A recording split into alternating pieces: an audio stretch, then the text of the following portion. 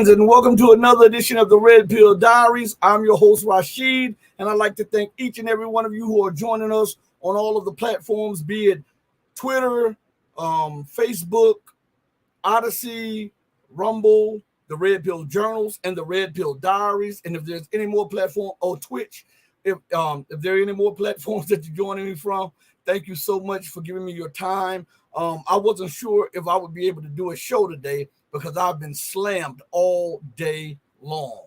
But I'm here by God's grace, and we're going to get into it. I want to address something real quick. You guys, please just have patience with me. I just want to make this known. And I know I've said it on multiple occasions and multiple shows, but I would really, this is an address to YouTube. YouTube, I would really like for you to stop suppressing my numbers and also taking me out of the search engine. Also, I would like for you to stop messing with the show at large. I mean, we're not promoting violence, sexism, racism, greed, the culture of degradation. All we're trying to do on this show is to teach the truth, to empower people, enlighten people, because when you enlighten people, you empower them. And if YouTube says that it is a platform that is for the betterment of society and the betterment of the world and the betterment of the so-called the United States, then this is one program that they should put in their catalog and put in the search engine and push it to the top, because we don't lie, we don't cheat, we don't steal, we don't rob, we don't embellish, and we don't mislead people. We give you the truth as it is. Some people don't like it because they want a truth, but they want the truth the way they want it. They don't want it the way it is. And I think this is what makes this show a problem for a lot of people. Okay, but it still won't stop the bum rush. I mean, truth is truth, and it may take a little time, but truth prevails in the end. It always prevails. You cannot defeat, suppress, or stop the truth in any shape, form, or fashion. And our show is a beacon of truth. Therefore, we know that eventually it will prevail. I'd like to give a shout out to my guy Joel in the building, my girl Holly in the building. Thank you for joining me on another edition of the Red Pill Diaries, or if you're on the other sister channel, the Red Pill Journals. Okay. Again, the name of the show is titled The Latest News. Now let's jump right in this, because I saw something when I got home about 30-40 minutes ago, and I didn't get a chance to read it, but the headlines had me, so I had to just say, man, this guy, he's a character. Joe Biden is really a character. I mean, this guy is really a character. I'm telling you this. And every time you turn around, I call him a chameleon, because he's always changing who he is to suit who he's around, instead of just being genuine to everybody.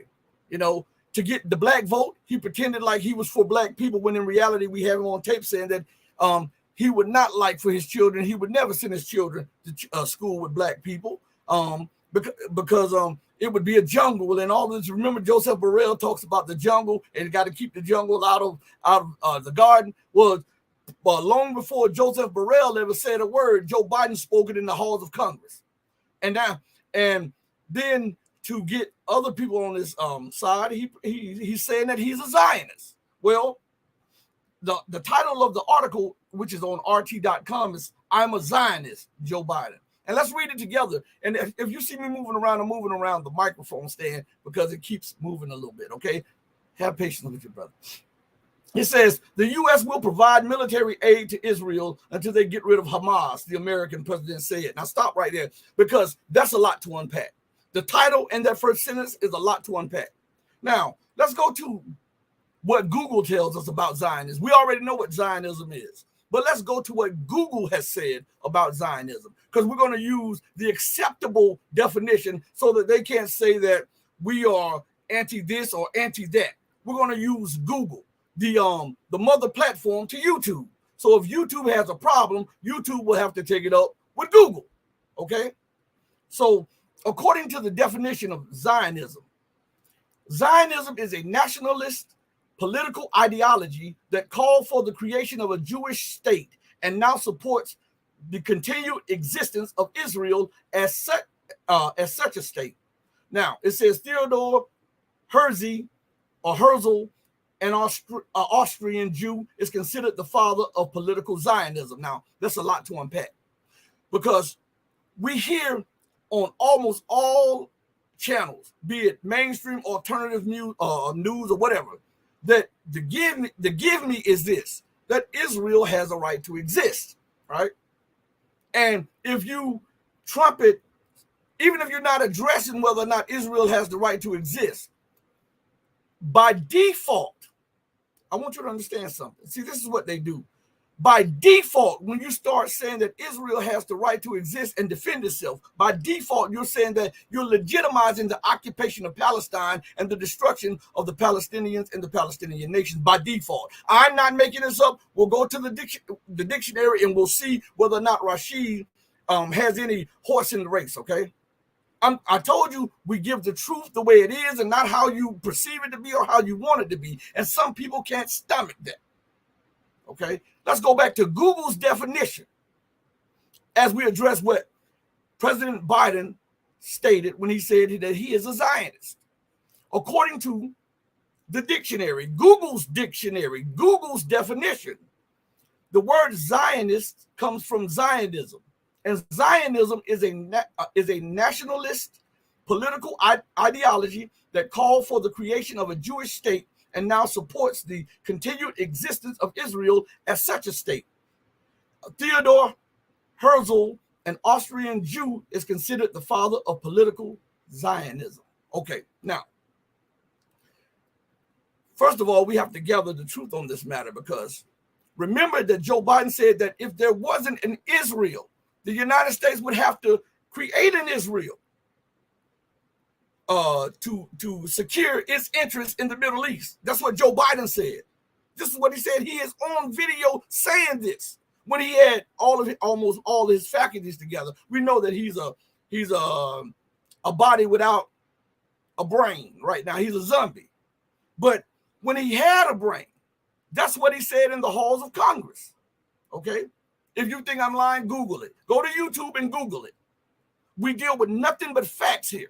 All right, we're not going to embellish it. We're not going to mislead you. We're not going to do any of that. We're going to put the facts down. We're going to let the chips fall where they may, and you can make your own enlightened, educated, or ignorant decision. It doesn't matter one way or the other once the truth is revealed, once the truth is put out there, okay? So it is a nationalist political ideology that calls for the creation of a Jewish state. Did you know, I want to give some people a little information about this, because there's so much talk about the right of Israel to exist. Did you know that when they were talking about the foundation of Israel, they were even talking about putting Israel in Morocco, Algeria, and other parts of Africa? This was discussed in the lead up to the creation of Israel. Now, here's something that I have with that. Let us all agree that Israel has the right to exist, right? What gives her that right to exist except a religious ideology? I'm asking you this because we have to be real about this. What if she has the right to exist and she came into existence in 47 and 48? What gives her more right to exist than the Palestinians in the Palestine state? I'm asking you this. I'm not anti-Semitic. I'm not anti-Jewish. I'm not promoting the extinguishment or the execution of anybody or to the ethnic cleansing or the genocide of anybody. I'm asking questions, because if we don't ask questions, guess what? You don't get answers. And if you don't ask educated questions, you don't get educated answers. Okay? So let's look at this, because this is a gimme on all of the platforms, all of them, be they mainstream or alternative. They'll say, well, of course Israel has the right to exist. Okay? And nobody questions that because they fear upsetting the apple cart or something like that. So I'm saying, okay, you say Israel has the right to exist. When did it come into existence? It came in 47, 48. How did it come into existence?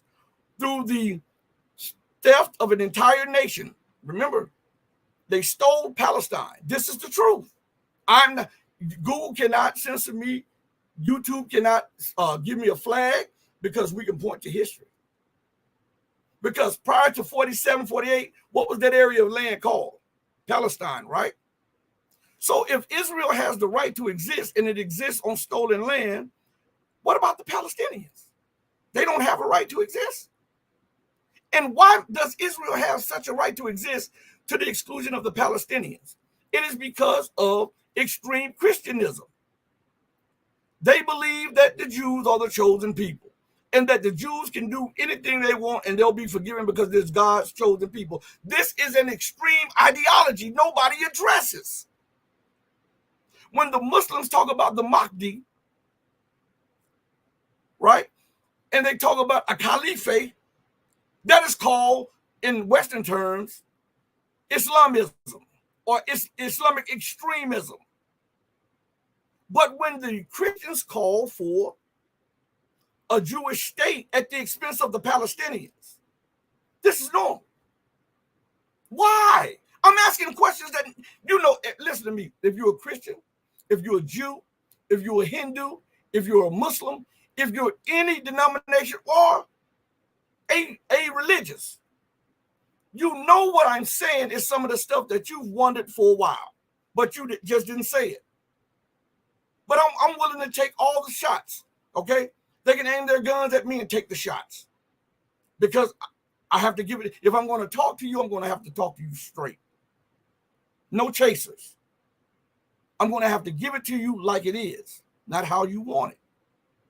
And that may alienate people, but if you just listen, you'll see that I'm not anti-Jewish.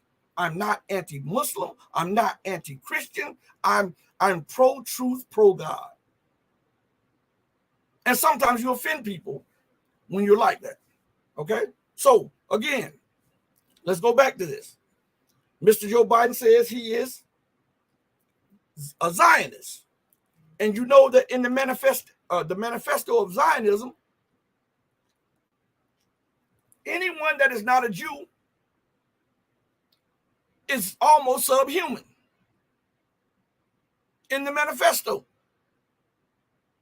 subhuman, and that's the way they look at you. So when the president issues a statement and says that he is a Zionist, how in the world can he be an honest broker to the situation in the Middle East? How in the world can he, on one hand, scream about peace and international law when he ignores international law for the sake of helping one people to dominate another people on religious beliefs? Isn't that extremism? And if Joe Biden calls himself a Catholic, isn't that Catholic extremism or Christian extremism? Huh? I see the chat. I'm gonna jump in the chat in a minute. So I'm not, listen, a lot of people that listen to this and that comes to the channel, they're all different persuasions. They're white, black, brown, red, yellow. They're Christians, atheists, Muslims, whatever you want to call it. And they know that I'm not attacking them or their beliefs, but when I talk about something, I attack the norm.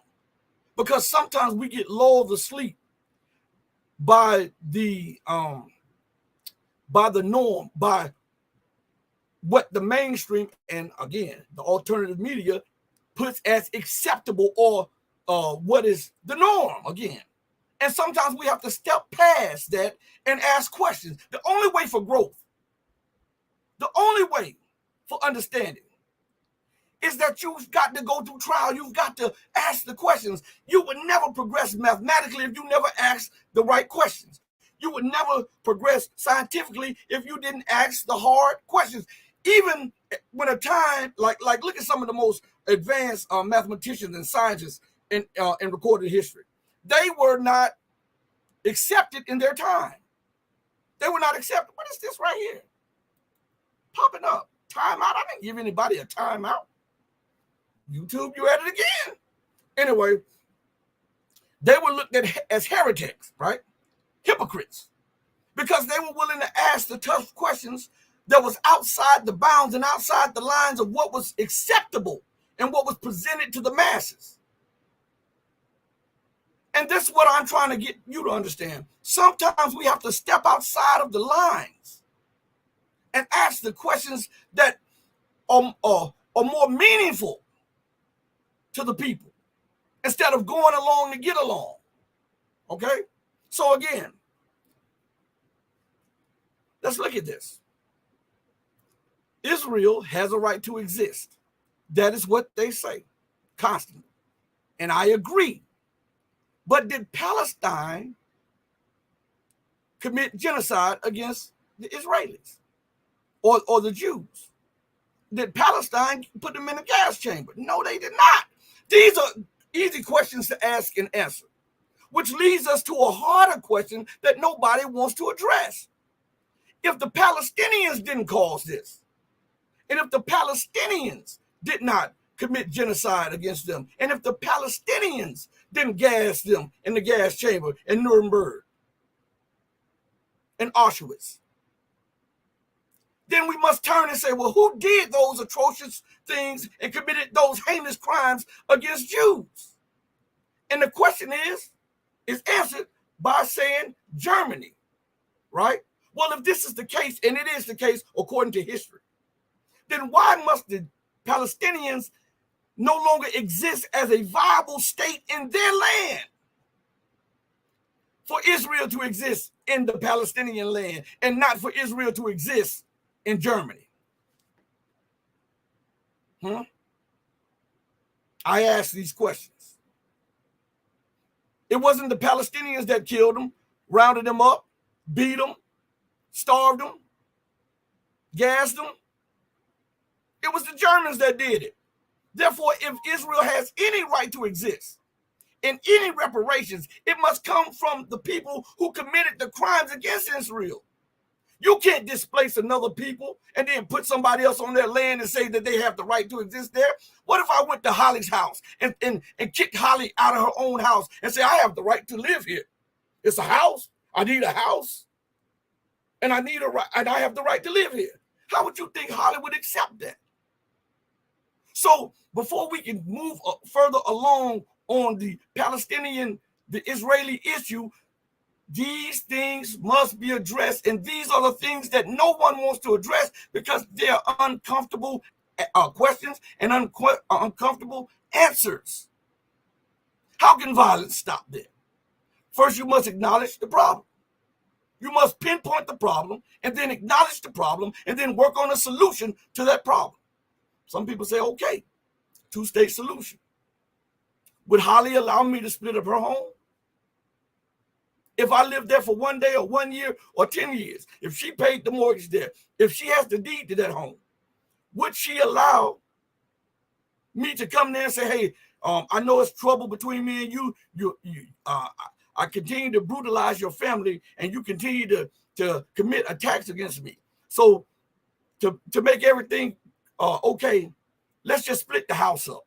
This is what will happen, Holly. I'm going to take the majority of the house and I'll give you a portion of the garage.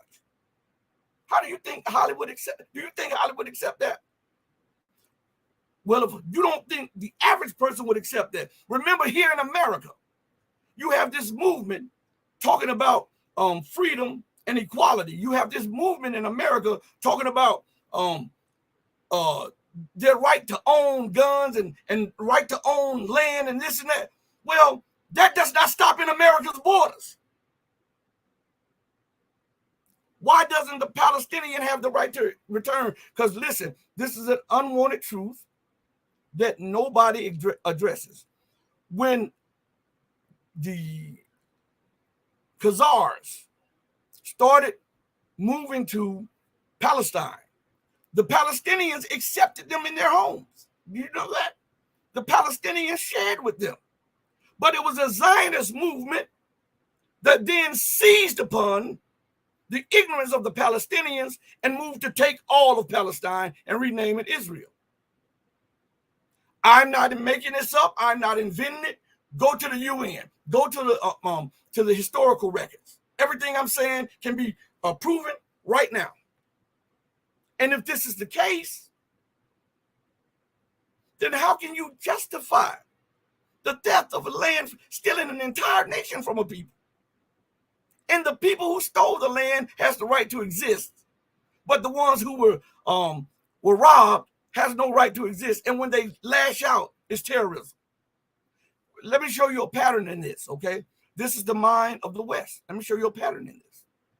America goes to Syria, not invited by the Syrian Arab Republic, a legitimate government, not invited under UN mandate, but just goes in there and then occupies a third of Syria. And it steals the wheat, the corn, the oil, and the gas. And it's still there right now. And when the Syrians lash out at it, these are Iran-sponsored militias. These are terrorists. These are Islamic extremists. Notice that? Even though these people are Syrian and they're trying to win back a third of their country that was stolen from them in the richest part of their country. But to fight back against the occupier is terrorism, extremism. You see, there's a theme, an underlining theme in Western politics. You go to Iraq. The Iraqis have demanded the United States, the UK, and the so-called international coalition to leave. The United States, the UK, and the Western coalition ignores the government, the people, and the prime minister, and continue to run roughshod over the territorial integrity and sovereignty of that nation. And then it offers deals to corrupt people, put them in certain positions of power, and then occupies military bases. And when the militias strike out, America strikes and says, we hit back in self-defense. How the hell can that be self-defense when you are illegally in that nation? You see? France and Mali, Niger, Burkina Faso. And then when the nations ask them to leave, they refuse to leave and say, we will protect our interests here. What the heck? What? What more interest do you have in my nation and in my resources and my people than I do? How can you even justify that or make sense? Why isn't the mainstream or the alternative media questioning these stances by these Western leaders and their policies? But when you fight back against them, what do they call them? The junta. Puts a negative connotation to the people who have overthrown Western puppets and ascended to power for the people, right? Oh, let me decline. Anyway, or you are no longer a junta, you become a dictator. You become a tyrant, right? All the while, nobody invited you in their country. And if they did, they want you to leave. But you're not a terrorist. I want to put this on your mind because nobody thinks about this. So again, I want you to understand something. Let's look at this. Take the blinders off for a minute. Just take the blinders off for 1 minute. And let's deal with this regardless of religion, race, sex, or whatever. Let's look at this the way it is, okay? Why isn't America deemed as a terrorist or a terrorist nation when in every corner of the world she's involved in conflict? But it's never the people she's involved in that are the freedom fighters. It's always her. She dictates to herself as the freedom fighter. And yet she's the one stoking tensions in the South China Sea, in Eurasia, in Africa, in Latin America, in the Caribbean, even in Europe and in the Middle East. Sometimes you have to step back and look at the entire situation. Okay? North Korea is aggressive. North Korea violates the international law by launching a satellite into space when America has hundreds up there. France launches one. Then the next day or a few days after North Korea launches one, America launches a South Korean satellite up in space. Nobody says anything. Do you see the hypocrisy? Iran launches satellites into space. They are violating the missile treaty. They're testing their rockets, which can be used as long-range missiles. Hell, you do it every day.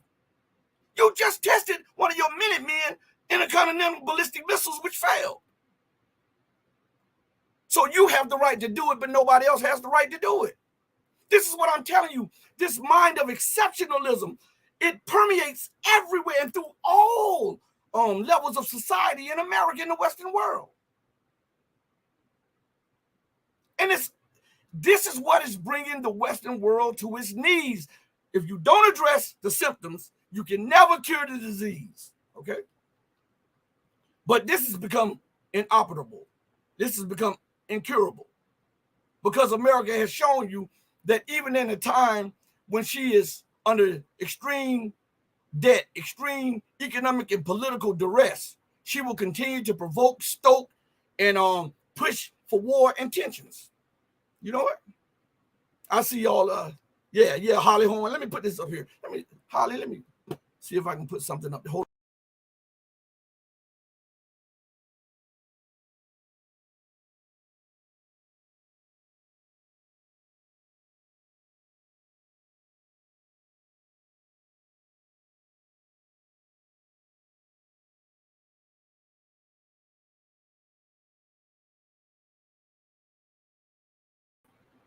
Hold on. Hold on. I don't know what's going on right here, but they have enlarged my screen to such a degree. What in the world is going on here? I didn't know. Oh my God. YouTube is tripping right now. StreamYard, I think this is StreamYard doing this. Hold on one second, everybody. Let me see something. I guess when you speak an unwanted truth, that's what happens. Hold on one second. Let me see if I can get it to a normal size because it's showing me that I'm outsized, but it may be showing you a different size. Okay. Hold on one second. Let's see. And for a minute, it'll be uncomfortable to you because it'll be some blowback for a second. But let me see if I can get this done. Hold on one. All right. Here we are right here. Let me see. And I'll take myself down off the other screen in just a second. Okay.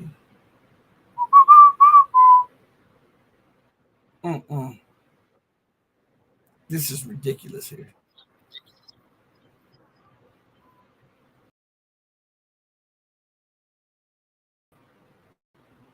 All right, here.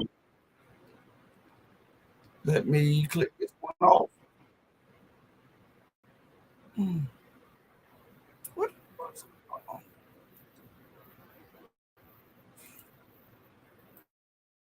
Hold on, everybody.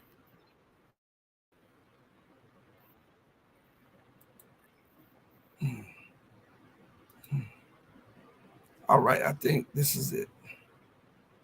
All right. Let's see. Can you hear me? Can you hear me?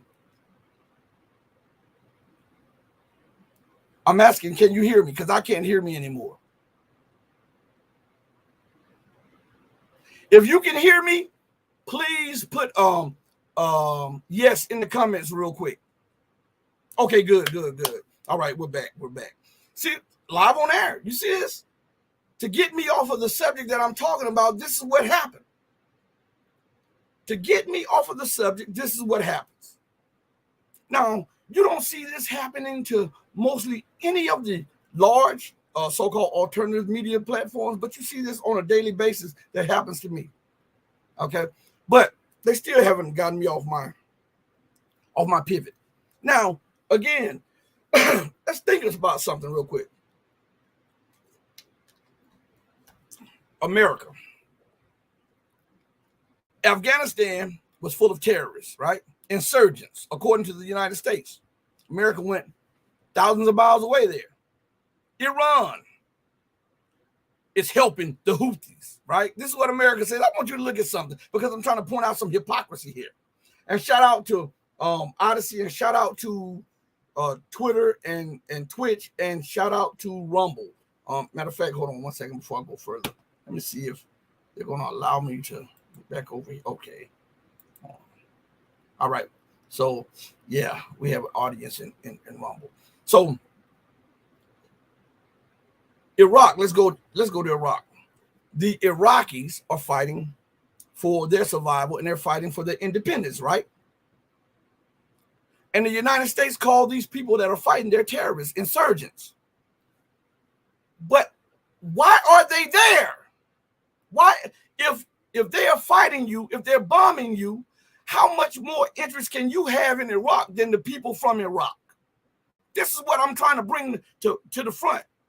How much more interest do you have in Asia than the people in Asia? See, this exceptional mind means that I can police everybody, do as I say and not as I do. And this is what is pushing the world towards war, because America will not yield. Britain will not yield. NATO will not yield. So if you see what's going on in Europe, Russia is socking them in the mouth. Russia is beating the brakes off of them. And even as the world sees the United States and NATO losing in Ukraine, they still escalate. Instead of just saying, you know what, we lost. You know, when I was growing up, if you got into a fight and you lost, you know, maybe later on you would go back and run it back, but you would accept your defeat. But with America, they act like little spoiled children. The West acts like little spoiled children. They can't accept defeat. They can't accept failure. They can't accept and will not accept the truth. And they will do everything to turn the truth upside down in their favor. Look at what they say. Now, they've supplied all of the weapons to Ukraine. They've embedded themselves in the intelligence community in Ukraine, in the military, in the government. As a matter of fact, one of the ambassadors was a U.S. person. A Ukrainian ambassador was a U.S. citizen. It's crazy, right? So look, instead of them admitting that they've lost 3 times and about to lose the 4th time, what do? They escalate. And what do they tell you? It is at a standstill. It is at nobody is winning right now. Here you have a nation that was 25 million people or 30 million people, that is only between about 5 and 10 million people now because of all of the people that left Ukraine. And some people are giving the numbers to between 600,000 and 1.2 million people dead and injured due to America's exceptionalism. And yet it's a standstill right now. We're on the line, even though Russia is crushing them. But to tell you that America is losing and that NATO is losing would be to acknowledge her failures. And that is not in the Western way of politics. Even if they have to let more of you die because of the arrogance of these people. I don't think I can emphasize this more, that the leadership of the West are sociopaths and there's psychopaths mixed together. And they don't care how many people that are lost as long as they can push their policy over, so long as they don't have to die. Because they believe that you are just bodies to be used for their objectives. This is sick. This is absolutely sick in the head. Venezuela is in a dispute with Guyana, all right? America has nothing to do with it now, okay? Guess what? America is now flying warplanes over Guyana and saying that we're going to practice military exercise. Has nothing to do with it. When Venezuela and Colombia was having a problem, America got involved in it. America is involved in Haiti, all around the Horn of Africa, all across the Middle East, all in Europe, Eurasia, and Asia.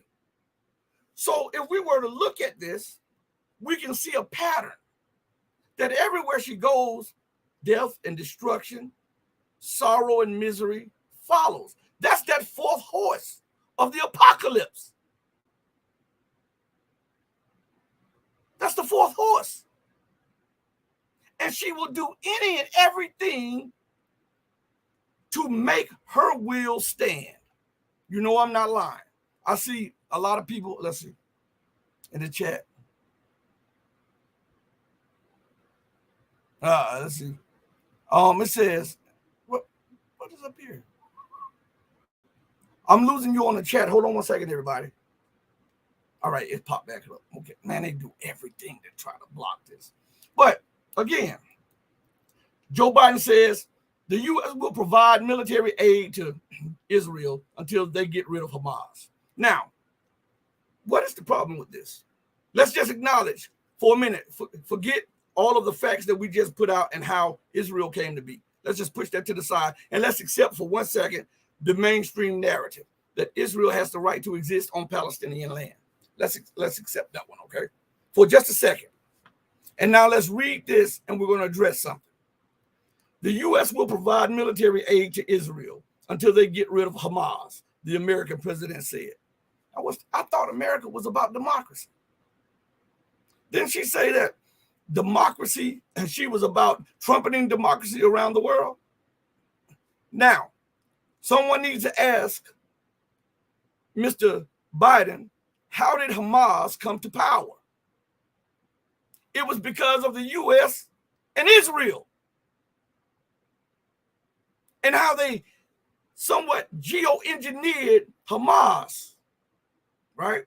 And they lost control of Hamas. And Hamas in the Gaza Strip became a political power, and it won the elections in the Gaza Strip and became the legitimate authority of the people, the Palestinians in Gaza.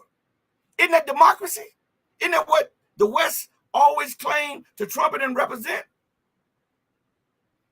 Huh? But now let's turn our tails to Israel. Who's in power? Netanyahu. How did he get the power? By crook or by hook? And how is he maintaining his power? By subverting all of the institutions of democracy so that he can stay in power and not be prosecuted for all those crimes he's committed. And yet Joe Biden openly says that they will provide military aid to an international war criminal,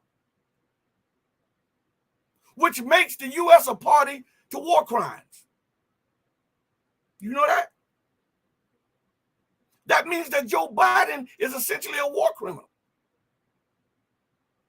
And he says, until they get rid of Hamas, what they forgot to say is the democratically elected government of Hamas. They left that out. How convenient and ironic, huh? Right? And he said he'll provide military aid to Hamas. To Israel, right? Then how can you be an honest broker? How can you talk about you want humanitarian aid for Palestine when Hamas is the legal representative of the Palestinians in Gaza? Make that make sense. I'm asking. Make that make sense. See, nobody addresses these things. See, with me, we can go into an article and we're going to have to break this stuff down. You cannot just put anything over on me. We will address a lot of things to show you just how loaded these paragraphs are with propaganda. Okay? And then it goes and says, U.S. President Joe Biden expressed his unshakable commitment to Israel's security at a White House reception, even on Monday, marking the Jewish holiday of Hanukkah.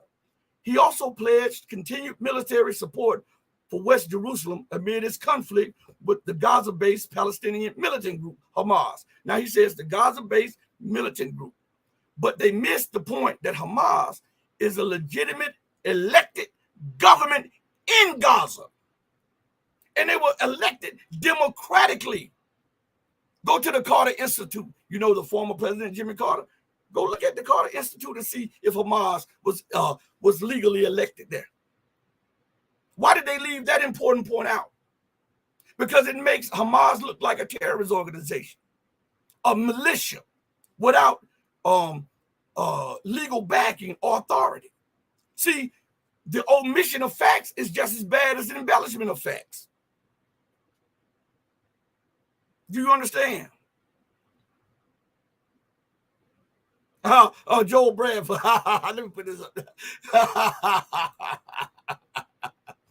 You can't talk about the so-called chosen people.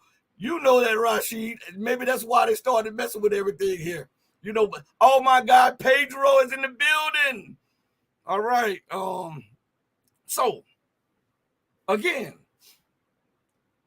he says U.S. President Joe Biden expressed his unshakable commitment. All right, let's see something real quick. Let me see if I can pull this up real quick.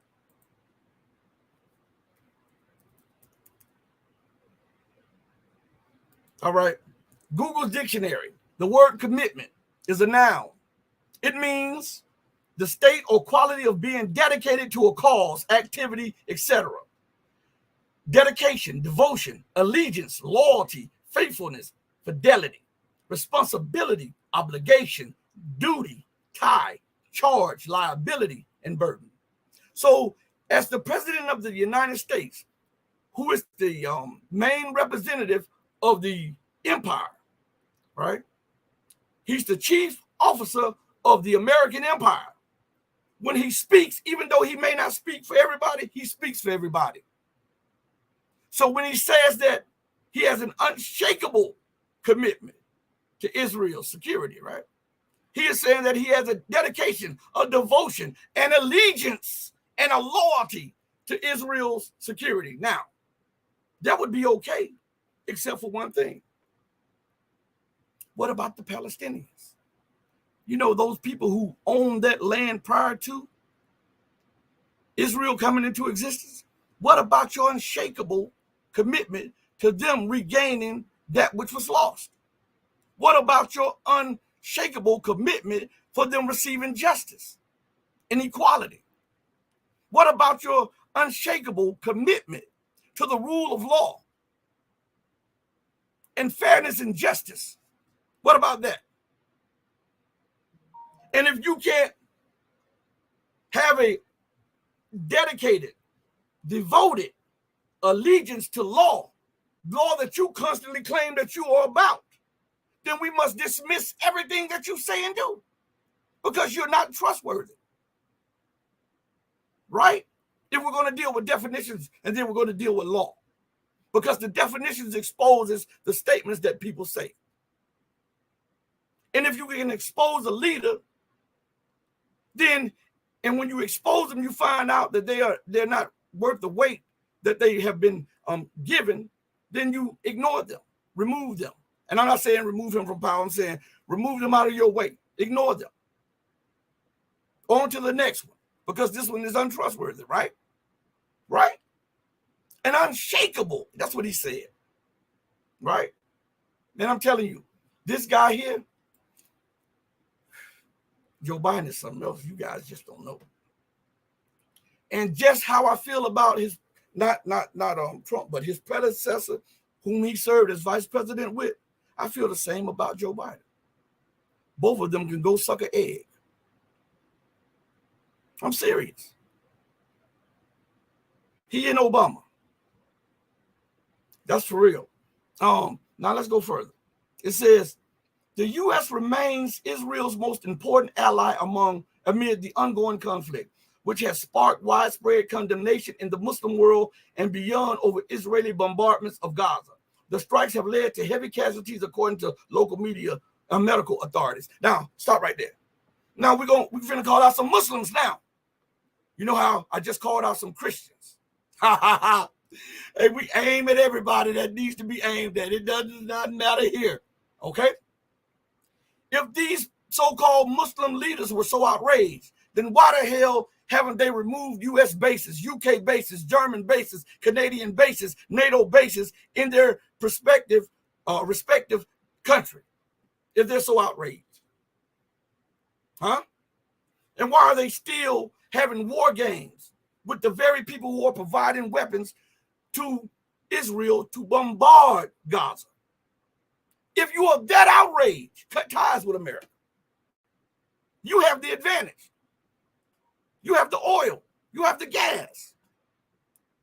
So why would you scream about being outraged when you can affect change?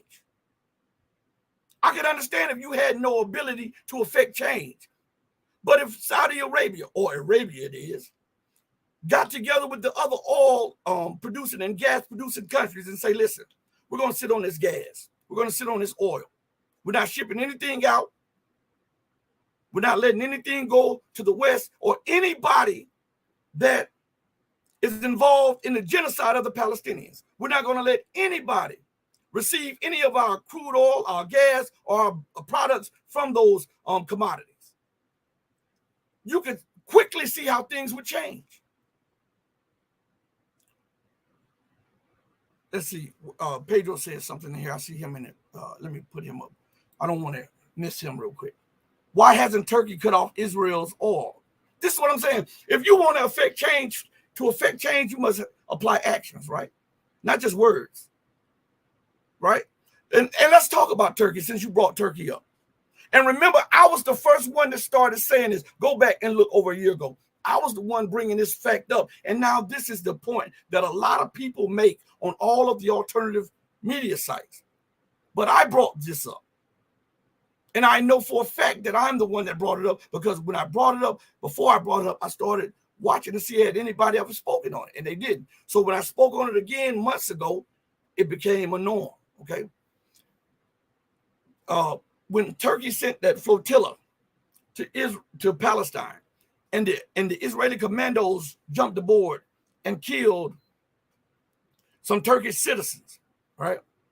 That was a declaration of war. Why didn't Turkey bomb Israel like Turkey is bombing northern Iraq? Or why didn't Turkey send in a host of those terrorist networks that she's using in northern Syria? At least Syria, if you say you're a Muslim nation, Turkey, and Syria is a Muslim nation, but you can see fit to bomb Syria and bomb Iraq, but you won't send bombers and warplanes and warships to help the Palestinians, you're just talking. You're just talking. Do you see? When you lay it out there, you see a lot of these people are just running their traps. Because right now, Iraq, Iran, Syria, Qatar, the United Arab Emirates, Arabia, Oman, and all of the rest of the surrounding nations could put an oil embargo, a gas embargo on all products going to Western nations. And I guarantee you, within a matter of days to a week, that they would be in there negotiating something. But that is not what they chose, because money takes precedence over religion. Money takes precedence over ethics, morals, all of that. And we see that in the leadership around the world. Screaming at one end about the lives of the Palestinians, and on the other hand, doing little to nothing to help them. The same goes on in every ghetto in America.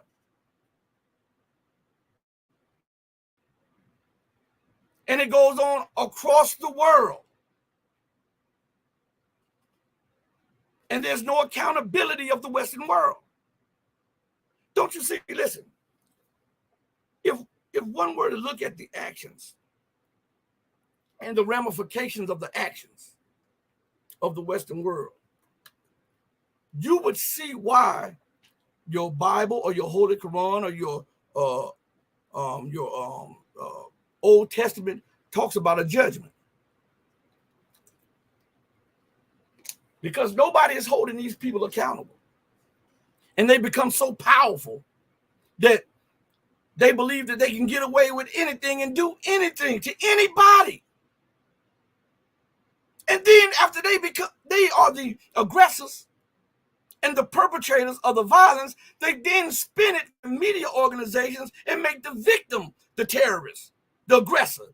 They fly warplanes off the coast of Russia or Belarus.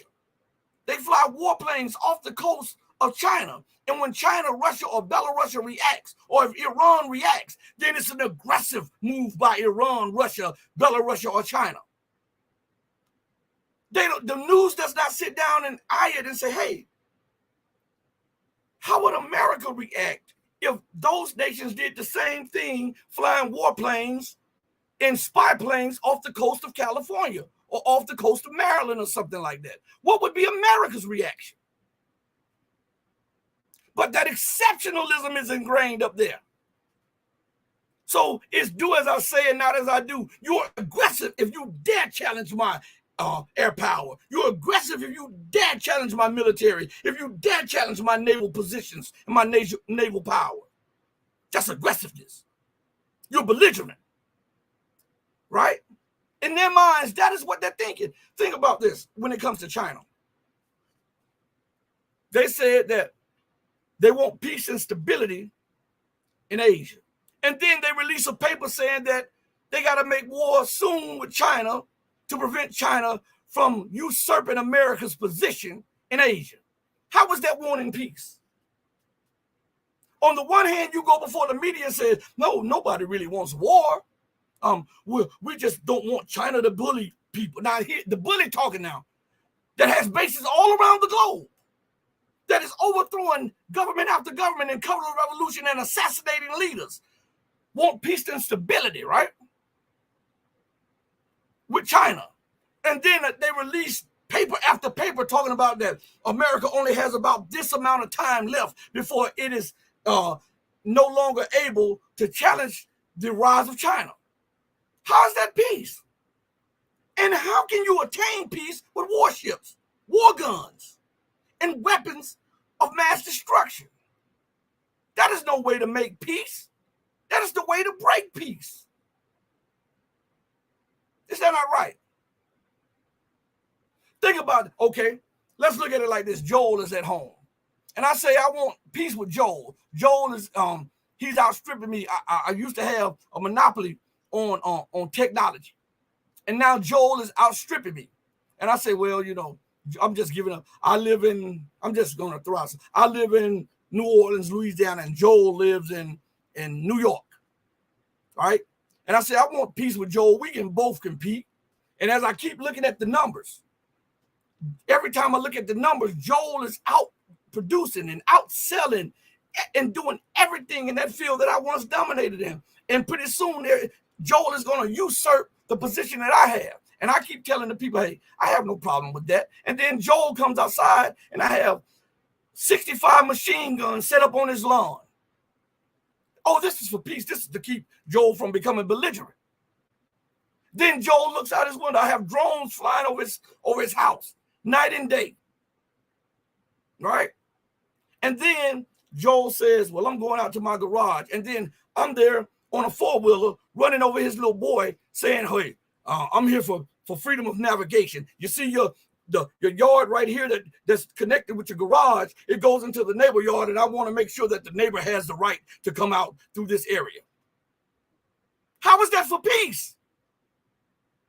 This is exactly what America and the propaganda machines sells everybody on a daily basis. On China's doorstep, in Chinese territorial waters or disputed territorial waters, with warships, gunships,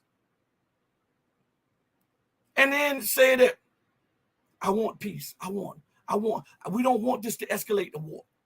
The hell you say? You wanted to escalate with Iran just on the thought of them maybe constituting a nuclear weapons program. Just on the thought of it. You went to war with with Iraq, knowing that they had no weapons of mass destruction. You bombed Syria knowing that they didn't have it. You bombed Libya knowing that they didn't have it. And then you're talking about China. We want peace. And yet at every turn, your actions show us that you want other than peace. You don't just judge by your words. You judge by the actions. How would Joel feel about that? I'm flying drones over his house all day long. I run over his kid and say, I'm exercising international law, freedom of navigation, because now, mind you, I don't even know the neighbor, Joel's neighbor. But I'm saying that because Joel's neighbors walks this way every day, I'm going to make sure that Joel does not prohibit or prevent him from walking this way. And I'm going to do it by mounting a whole bunch of machine guns on the sidewalk. So if Joel comes out and tells the person that's coming out that walks that way every day not to come out that way, then I can intervene. But somebody needs to ask the question. You said that that neighbor walks there every day. Well, if that neighbor walks there every day and Joel cannot pick his house up and take it somewhere else, then that means Joel must be all right with the neighbor walking there because he's never did anything to impede the neighbor. The same can be applied in the South China Sea, in the Taiwan Strait. But we never look at it like that. We only gobble down the foolishness that the Western world and the propaganda machines continue to espouse to us, okay? They're doing it because, you know, when a person is losing everything, they will try any and everything. Desperation makes crazy things look like it may be workable, right? I want you to think about America's position. Her stated military position is to not allow the rise of one or multiple nations that can challenge her position. Not to allow. Who the hell says you got the right to stop somebody from progressing? The only way you can look at that is if you think you're the God. That's why you act like this. Oh, that nation has to be democratic. A nation on the other side of the planet. Why? Why does it have to be democratic? Why can't it be autocratic? Why can't it be communist? Huh? Why can't it be whatever it wanted to be? Why can it not just have a government system based on local traditions? Why must it be in your image and your likeness? Because you are Satan and you want to be God. Remember what the book says that Satan said he would do? I would build a kingdom like unto the Most High. What does God say? I made you in my image and my likeness. What is America doing around the globe? Trying to mold and make every nation into its image and its likeness. So America fits the description of Satan. You're not the God. How about you come home and deal with the problems, the plethora of problems within your own borders? The defunding of education, the defunding of Head Start, the defunding of those preschools, the removal of lunch, free lunch. Huh?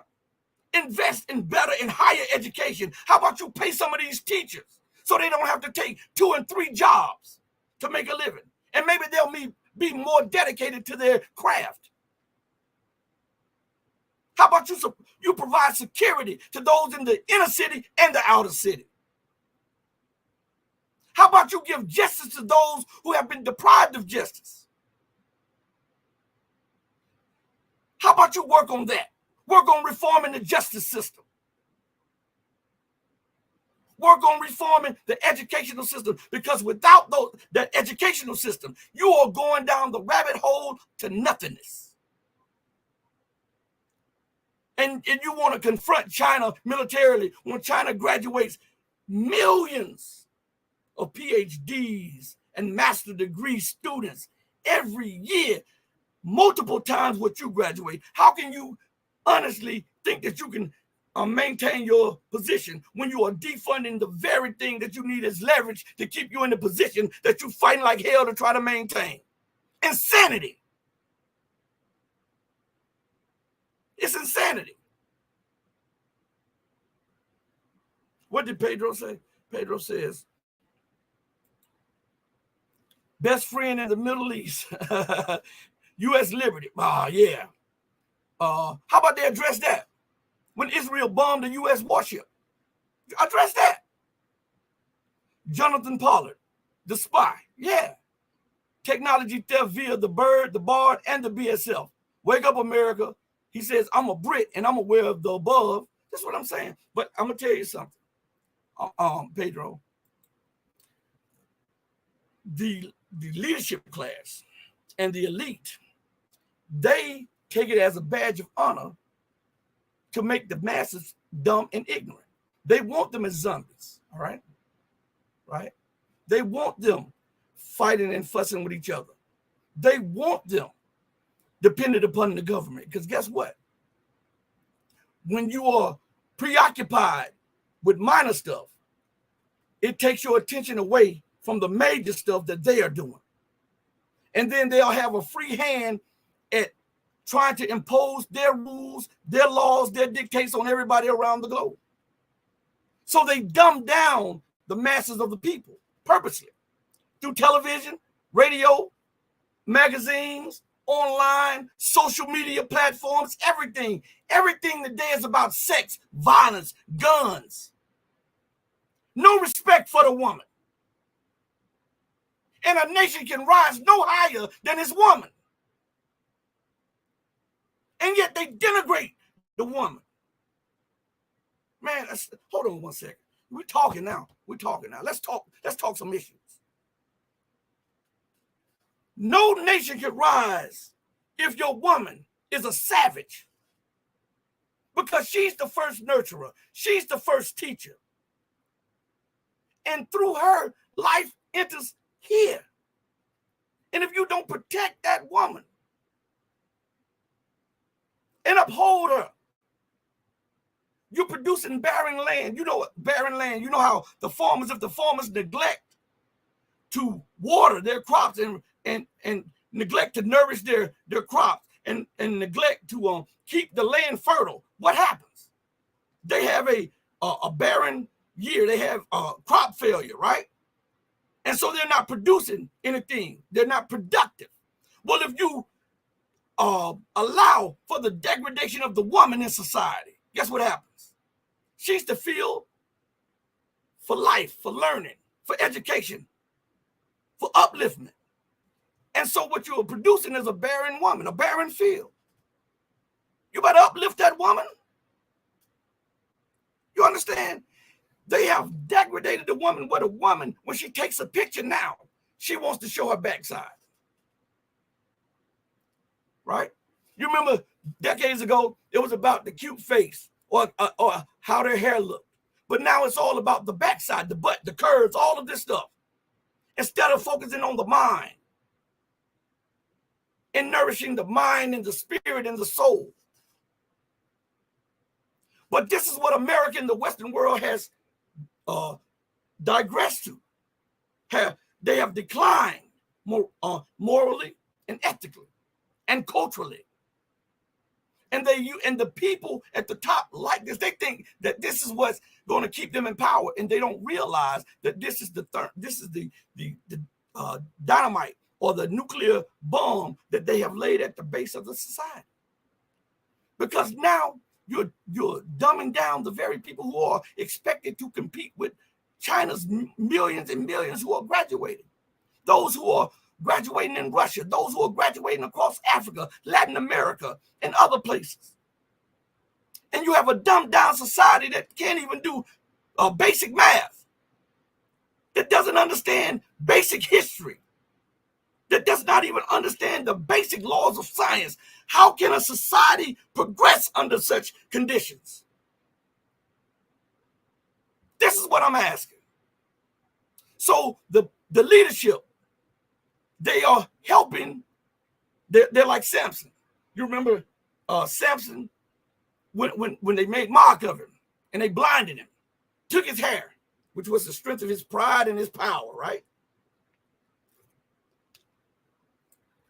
He didn't care about seeing the outcome. All he wanted to do was get even with the people who did it. So he prayed for one last gust of strength. But he was blind to the reality of the fall that was happening. And he died blind to the reality of the fall. And so a lot of the people are dying blind to the reality that we're living in the fall of America. They're pushing and pulling down the weight-bearing load, the defunding of education, the pushing of the violence and the disrespect of life, limb, and the woman. They're pulling down the pillars, and the house is starting to tremble and fall. And everybody who's trapped inside of this paradigm, this prism, will be crushed. It's being crushed. Right? You see it every day on the news. Mass shooting every day. Right? You see it just as well as I see it. You see people arguing with each other over the most frivolous things. And then after an argument, they are so angry. See, because the government and the people have been robbed. The government has robbed the people of their morality and their ethics and their care of life. So the people get so mad that you can pull in front of a person, not even knowing that you cut them off. They'll shoot through your car. That shows you just how low the society is falling.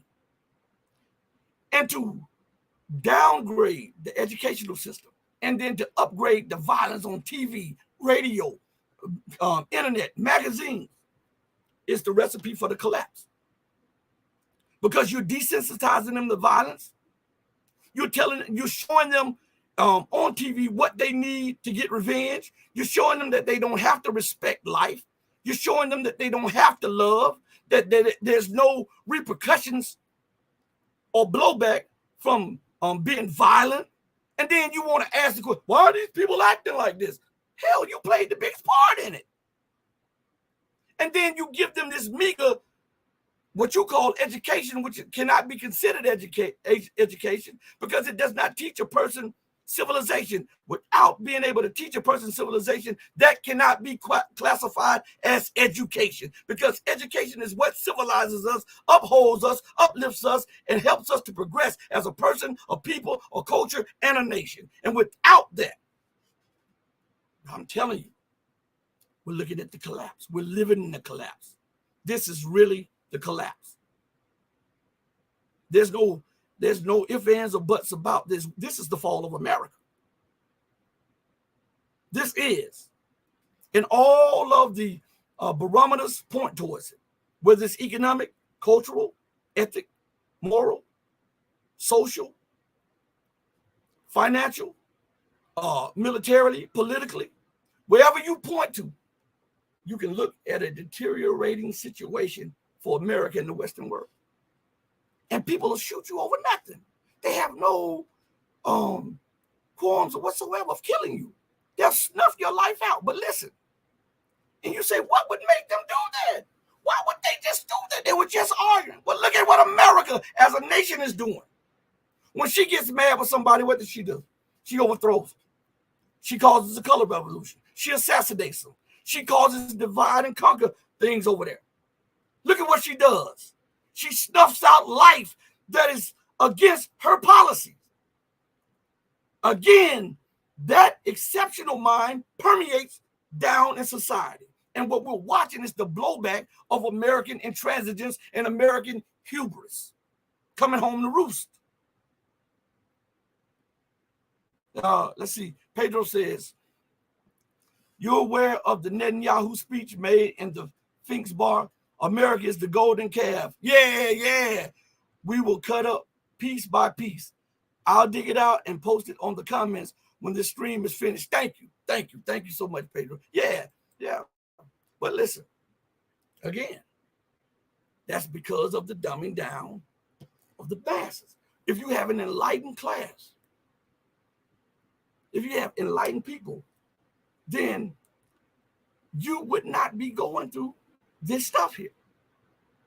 But because people benefit off ignorance, the leadership want to exploit the masses and they want to continue American hegemony, and they don't realize to dumb down the people for your exploitation is also to destroy the base of the society that you want to dominate. No ignorant nation, no unenlightened nation will prosper or progress. That's not how things go. You have to have some type of civilization in you.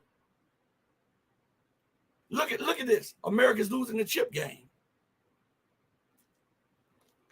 She dominated the chips. She's losing that to China, right? The rail gun. America had a 20-year jump on China in railgun technology. China has working rail guns. The United States does not. Even Japan is testing a rail gun. That shows you, right? Right? When America, what was the war secretary at the time? I forget what his name. Oh man, it slips. He was in both the Democratic and the Republican. He was a defense secretary for both a Republican and a defense and a Democratic president. He was Obama's defense secretary also. What is his name?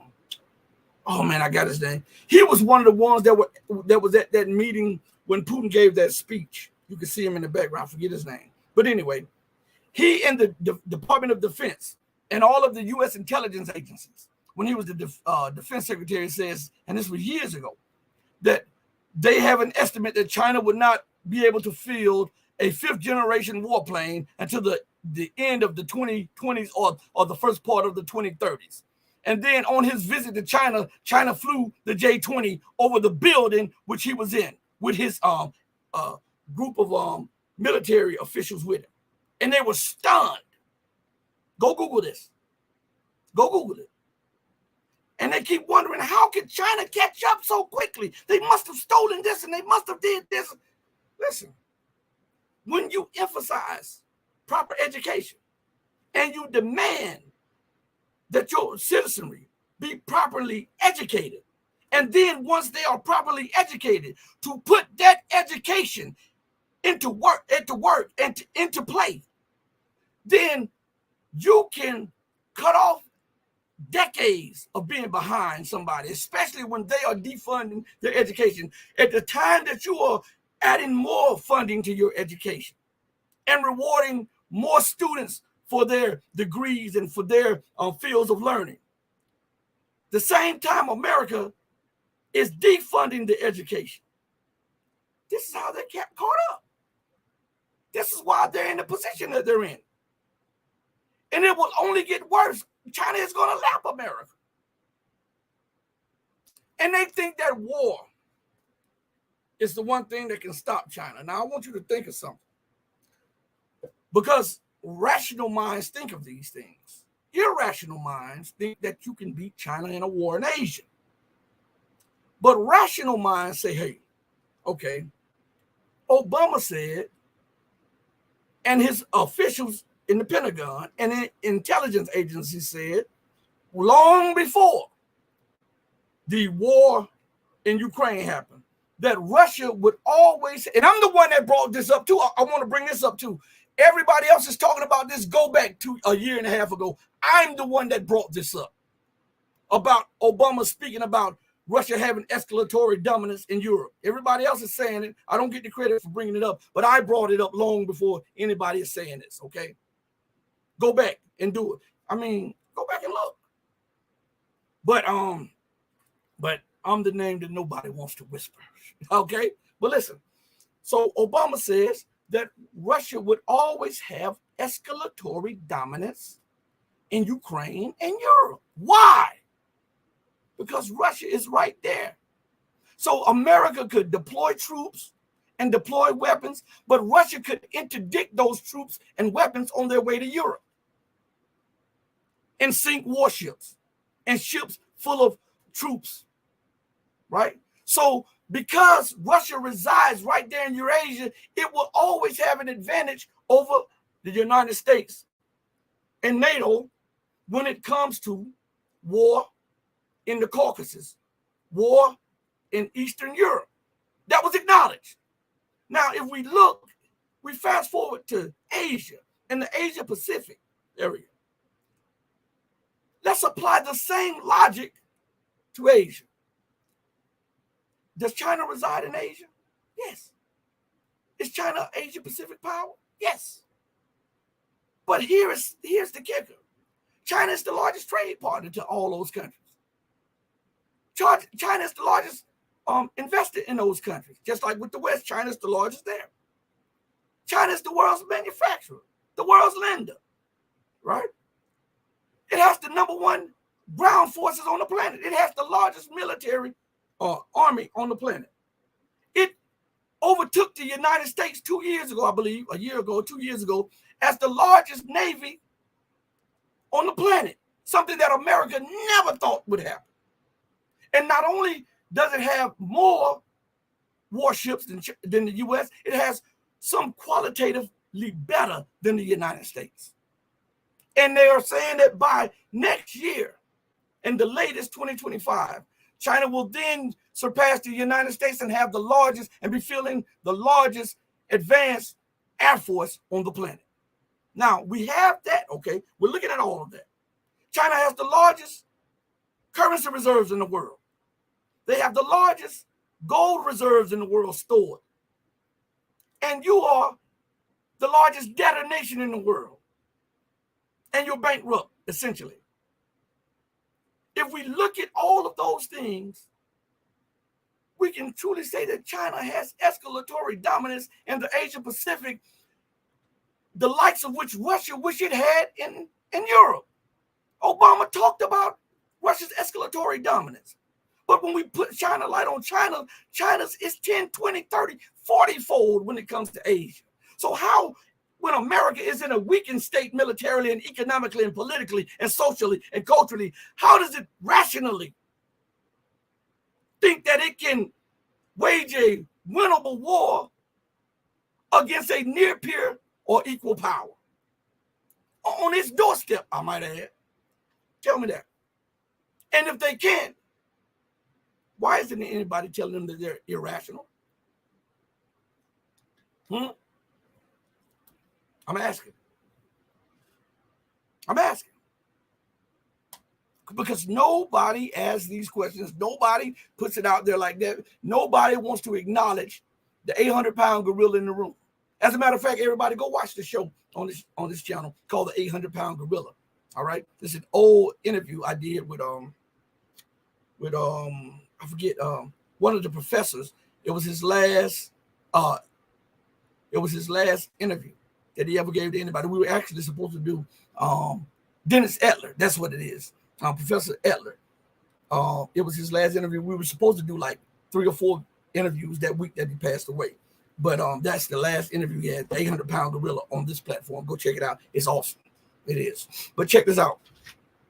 How and why don't people talk about these things? Why are they like, let me bring something to your mind real quick on what I'm talking about.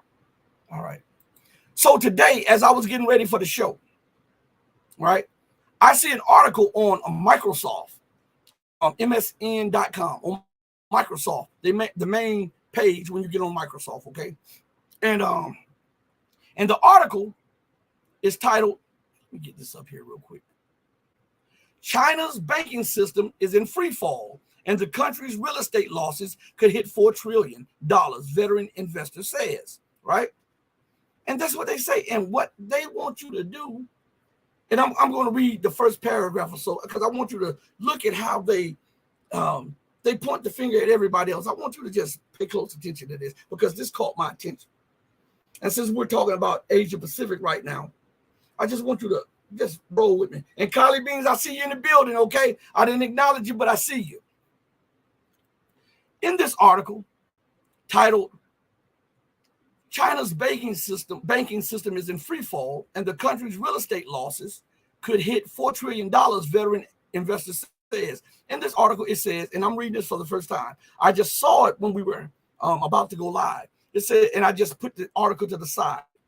It says, China's banking sector is in free fall, according to market veteran Kyle Bass. The Heyman Capital CIO estimated China could see at least $4 trillion in real estate losses. An unchecked boom in real estate development in China has led to a deep crisis, experts say.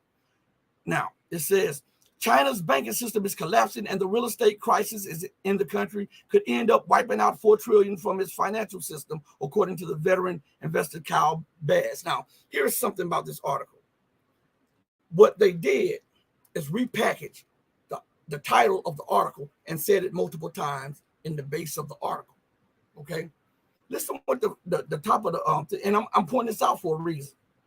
China's banking system is in free fall, and the country's real estate losses could hit $4 trillion, veteran investor says. Now, if we go to the base of the article starts out and it says, Listen to what it says. China's banking sector is in free fall, according to market veteran Cal Bass.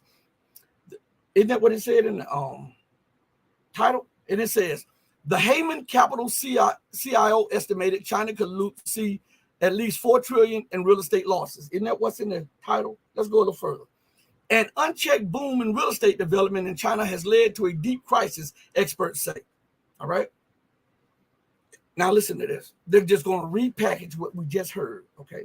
And I'm telling you, this is a trick that they use in writing articles and producing videos. I want to let you all in on this trick that they use to really get you to focus on something that's really not as important as what they're trying to hide. Okay. So we're going to get to that in a minute, but let's finish with this paragraph. It says, China's banking system is collapsing, and the real estate crisis in the country could end up wiping out $4 trillion from its financial system, according to veteran investor Cal Bass. How many times have we heard that in this? And I've only read the first few sentences in this article. How many times have we heard that? Right? Now, why did they do that? Because they want you to focus on what could be a bad situation in China. Okay? And they want you to, it is no coincidence that they throw in the Chinese real estate sector, right? Because they don't want you to see what's going on in the U.S. real estate sector. I'm a real estate agent by profession. I was a real estate agent for years, okay? So I know what they're doing.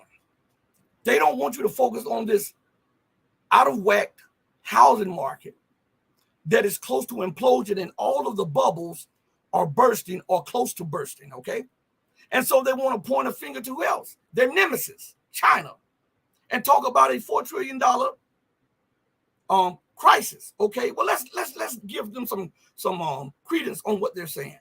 China has a $4 trillion crisis, right? Now, let us look at this.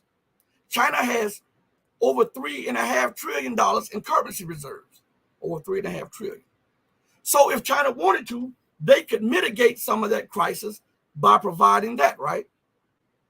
But hold up, there's something else. The first law of nature is what? Self-preservation. And with the EU,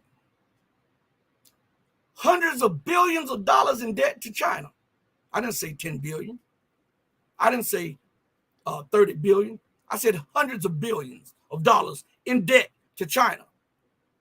And with the United States being between 1.2 and 1.6 trillion dollars in debt to China. If there's a crisis in China, guess what happens? Common sense dictates that if somebody calls my debt and you owe me, to clear my debt, I'm calling my debt on you. Or I might transfer the debt you owe me to the people who are talking about the debt I owe them. So America doesn't look at the situation that she's in. Either way you look at that article, America is in a worse situation because she is the largest debtor nation in the history of the world. She is between 1.2 and 1.6 trillion dollars in debt to China alone, not considering the trillion plus in interest rates that she now has to pay on her debt and the trillion plus in credit card debt that is now out there. So we look at that on top of an imploding job market, an imploding real estate market, an imploding used car market, an imploding new car market. Who's in a worse situation? And why won't they say it like that? And if they won't say it like that, what are they hiding? And why are they hiding it? And why are they focused on China instead of focusing on their own house when their own house is so out of whack? I'm asking. I'm just asking. I'm asking for a friend. No, I'm just joking. I'm asking though, you know. What did that guy say? What was that rich guy, poor guy dad says? There's an article also on MSN by I'm gonna see if his name. What's his name? Robert Kiyosaki. Robert Kiyosaki. All right. The author of Rich Dad, Poor Dad. Okay. And he has an article out. And the article is from Business Insider, but it is on MSN.com. And the title of the article is Rich Dad, Poor Dad. Author warns exploding U.S. debt will fuel inflation and crush the dollar. Now, boy, that's a lot to unpack right there. He says Robert Kiyosaki warned America's debt pile will fuel inflation, and see how they regurgitate what they just said. Will fuel inflation and crush the U.S. dollar. The government will print greenbacks to cover its soaring debt costs, eroding their value, he said. The Rich Dad, Poor Dad author has raised the prospect of a severe recession and a market crash. Now, stop right there. He goes on and says this because we're going to come back to the top of this. He goes on and says the U.S. government has racked up onerous amounts of debt, paving the way for stubborn inflation and a dollar disaster. Robert Kiyosaki has warned. America is broke right now. Right? This is what he says. The personal finance guru said in a recent Fox interview, America is in serious trouble financially because of the debt load. Now, when we read that and we go back to the previous article, we now see why they want you focused on China's real estate market and the so-called $4 trillion debt that they pulled up out of nowhere, okay?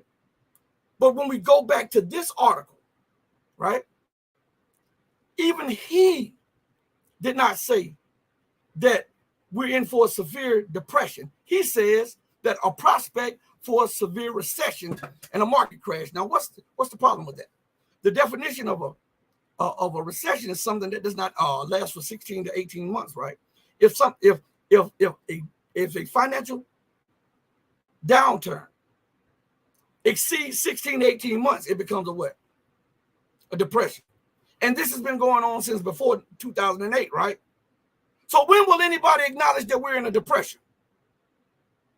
I didn't make the definitions up. I'm just telling you the definitions.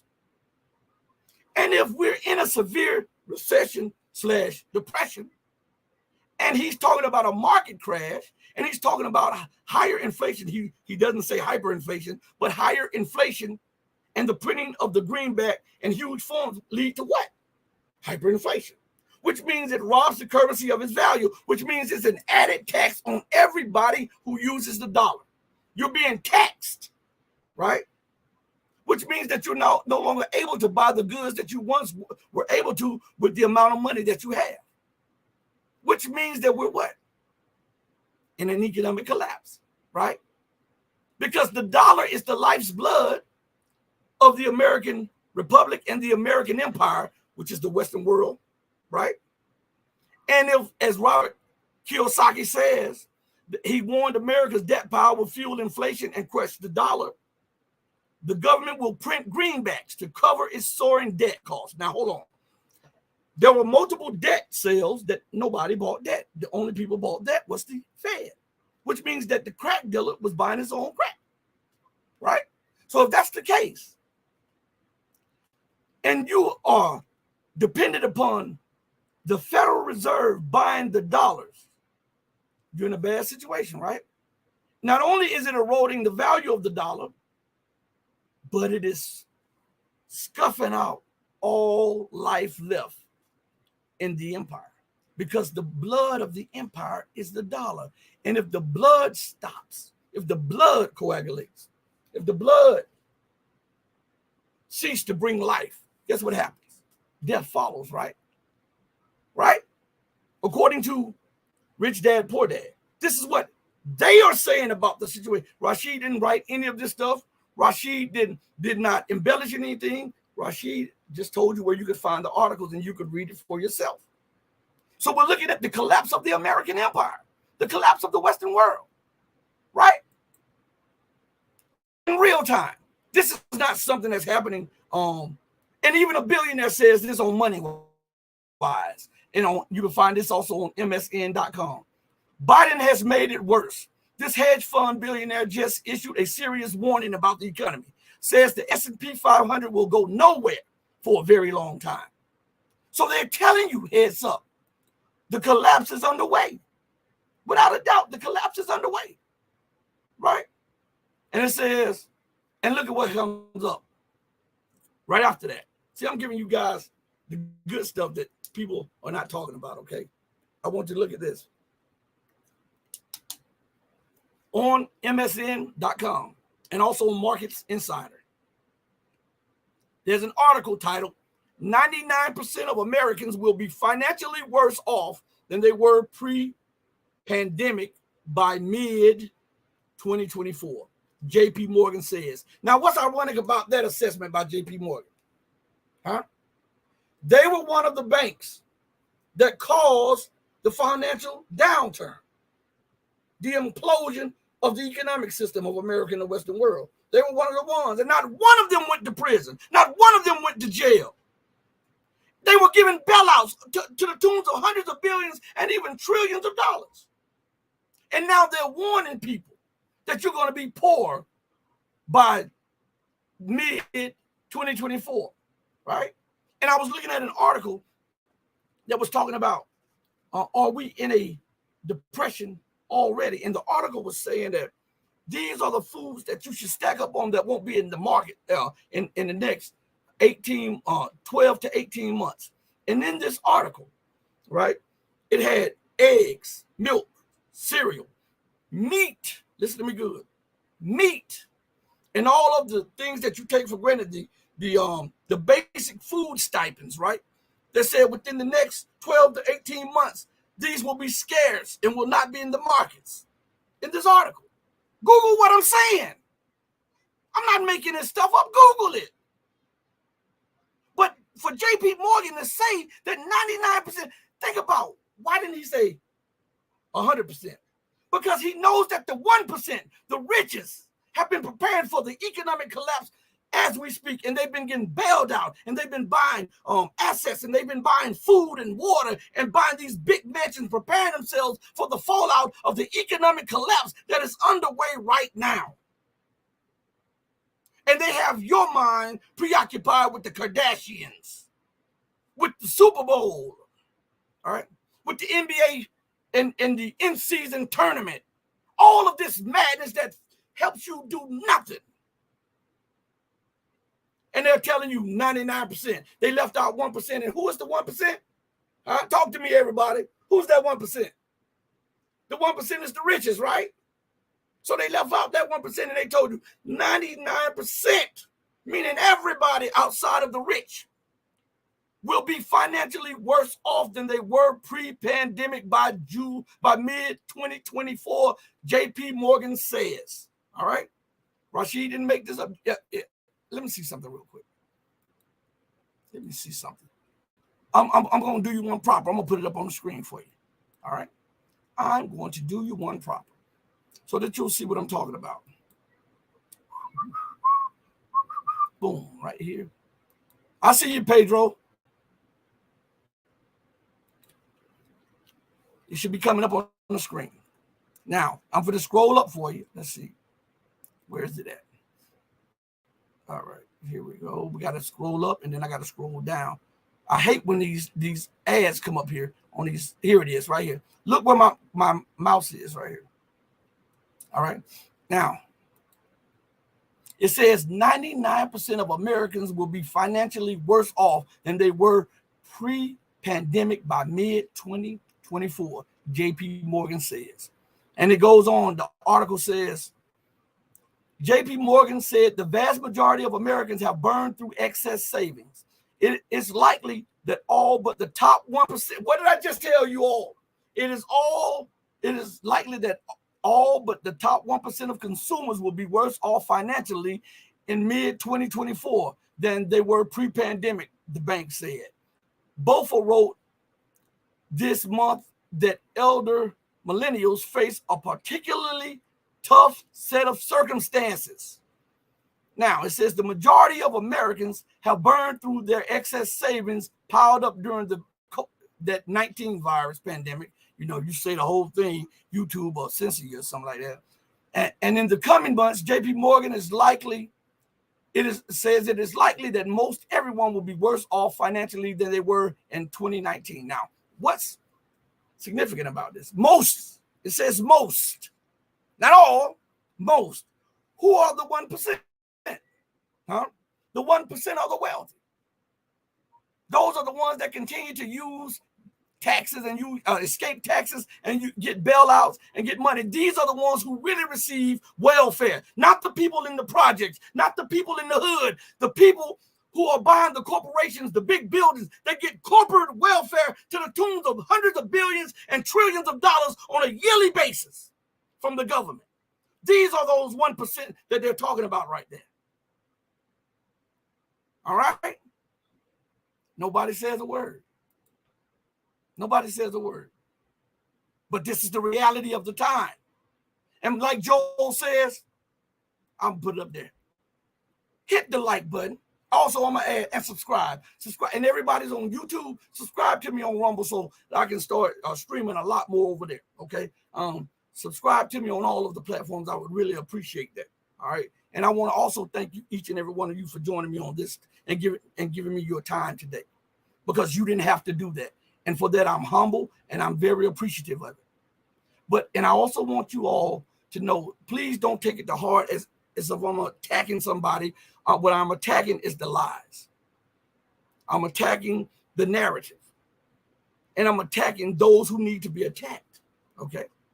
Those who have been attacking everybody else to keep their narrative and their views out front and suppress everybody else. Those are the ones I'm attacking, to get the truth out to the masses. And once we get the truth out to the masses, it's immaterial whether or not you accept it. But know that they're out there. If you don't accept it, then the consequences of not accepting it is on you. Okay? Again, the 1%. Matter of fact, let me see something real quick while we're talking. Give me a second, everybody. You know how we do this live, so y'all give me a second. All right.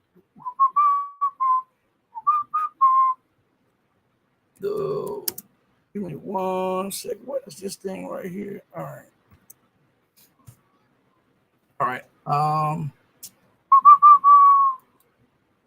Give me 1 second. 1%.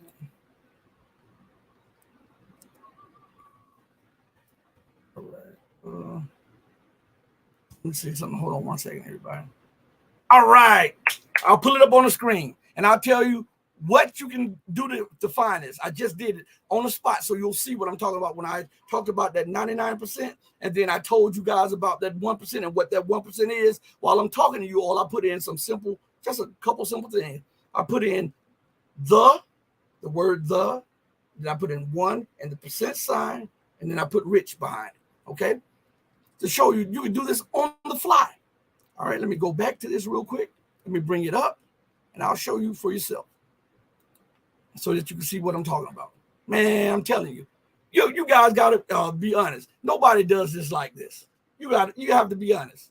Well, when we talk and we discuss things, we bring facts, and then we bring definitions, and then we show you what they're saying according to the definitions to give you a deeper understanding. Nobody is doing that but this platform. And maybe a handful of others, but not to the level that we do it for you all, okay? Now, here we are right here. All right, this will pop up. So when J.P. Morgan talked about the 99% of Americans would suffer, right? He did not, let me see something real quick. They did not talk about the 1%. And let me enlarge the 1% real quick. Give me a second. For you. Let me do 120. Let's see if that'll pop up on the screen real good. Okay, we got it. Now look what the definition of the 1% rich says. The top 1% holds $38.7 trillion in wealth.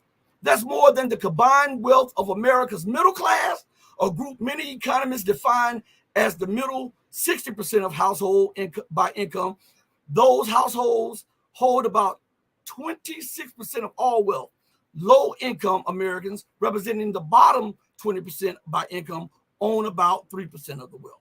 So you have 1% that owns almost all of America's wealth. These are the ones that they say will not be poor, will not be directly affected by the economic downturn. And how did they become so rich? by being bailed out with government aid. Remember now, say for instance, I want you to understand how much this is a spit in the face to you entrepreneurs. Okay, I would say the bottom of the totem pole entrepreneurs. You go out there and you work 2-3 jobs for years, and you save and you scrounge, and then you finally attain your dream. You get a building, you get your product, you're selling stuff, right? Now, if you mismanage that business, or if that business does not have a good amount of traffic there, then your business goes belly up, right? And you are the one that takes the losses. But the 1%, they mismanage, misspend, and misappropriate money on levels you can never even fathom. And then when they're about to go belly up, the U.S. Congress, the U.S. president have private meetings and say that they cannot let these things fail because they are too big to fail. Then they inject these corporations, these companies, with hundreds of billions and trillions of dollars of wealth. And these people who ran them in the ground continue to manage them, and then they get big bonuses after receiving the bailouts, as was done with those major banks that went belly up in Silicon Valley. That the top people received bailouts, and the United States government still, they received bonuses, and the United States government still gave them bailouts. So who receives welfare? Is it that poor man and woman in the mud trying to eat that gets about $800 a month? Or is it these corporations that get about $800 billion every time they scream about they're about to collapse? Do you see? They are not to be affected, according to J.P. Morgan, about the downturn. The very people who cause the economic downturn, they're telling you will not be affected by their mismanagement.